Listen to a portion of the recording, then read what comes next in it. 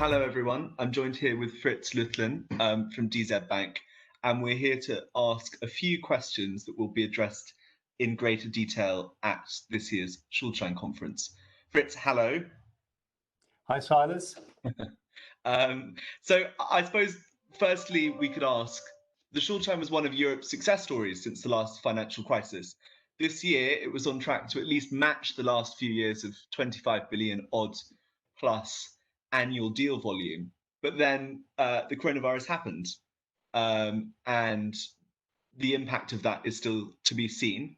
But I was wondering broadly how much of an impact it might have on corporate appetite for the instrument. Well, yes. No, thank you again. I'm also very excited about the conference coming up, so very happy to give a little bit of a pre-taste for it. So the corporate appetite in the Schuldschein space is still pronounced. Of course, we had a very lackluster time around March and April. We still managed to get a couple of transactions through the door in the midst of the corona lockdown that we had here in Central Europe. But the transactions were going and investors stayed committed to them. Then we had a break of 6-8 weeks with hardly any activity. And now we see that the market's really picking up again. We are missing, compared with last year, quite a bit of the French supply, which is a function of the ECB buying a lot as a response to the pandemic in the investment grade space, and that makes a bond transaction again for many issuers cheaper than coming to the Schuldschein market.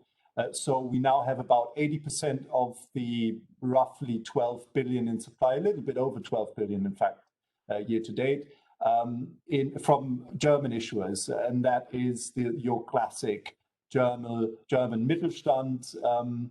There we see that the sizes are larger than they would have been last year. So corporate treasurers are fully aware that they need to manage their liquidity risk positions well, and that means getting liquidity in when and if they can, and the Schuldschein market remains a good market for them.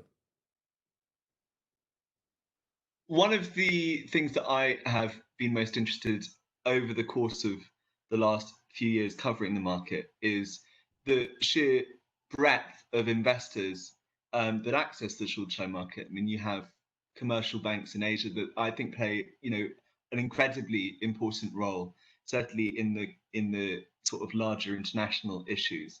But with a kind of great breadth of investor base comes, potentially problems along the road. Now, I was wondering whether or not international investors will still be as interested in this product as coronavirus plays out.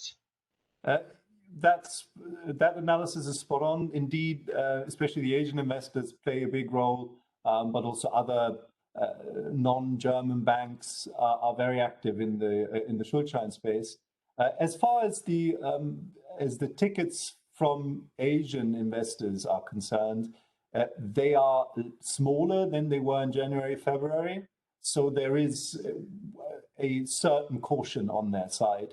However, they are still committed. So these investors are still playing. They're still playing in significant sizes. And we don't see that there is large investors out of Asia that have completely turned their back on the market. I mean, in the end, we are long the world, be it a coronavirus or not. And that means you have to stay committed to the market. You have to employ your liquidity. They do keep their commitment to Europe and to the corporate sector, and that for all the right reasons. So we do still have them on board. And I also may add that the smaller investors, whether that's the co-ops, whether it's the Sparkassen in Germany, sort of being kind of the backbone of the demand alongside the other German banks, they have returned to the Schuldschein market as well. So there is a fairly constructive backdrop now at the beginning of September.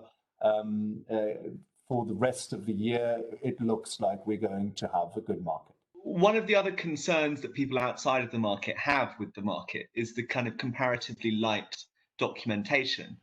And if you had spoken to market critics a few years ago, they would have said, well, the Schuldschein market's documentation is all well and good in the good times, but given a credit downturn, we'll wait and see. And there is a credit downturn. And so we'll see whether or not that criticism is fair.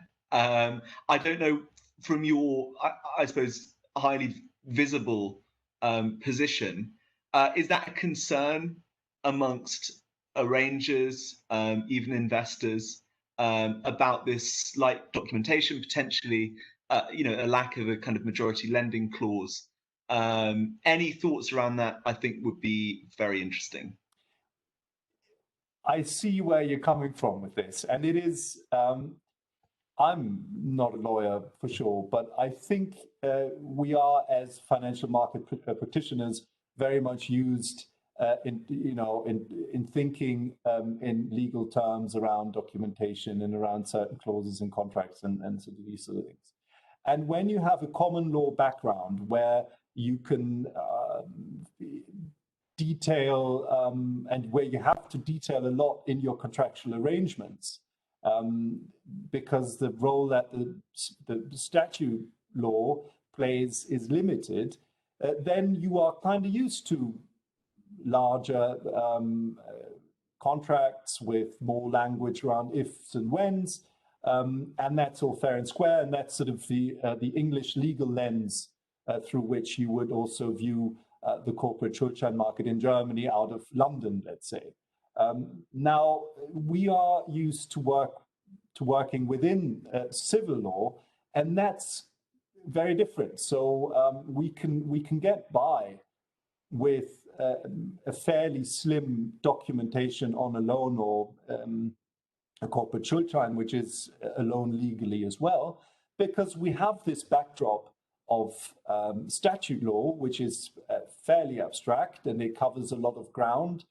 So there is not really a grave concern over here. I should say there is no concern over here that in the event of a corporate bankruptcy, you have a very solid claim based on the Schuldschein legal documentation around your rights and claim to the insolvency estate of the issuer. So that's not so much a concern on this side of the channel. Very interesting. Thanks very much, Fritz, for all of that. And I look forward to seeing you at least kind of virtually at the conference this year. Thank you. Thank you, Silas.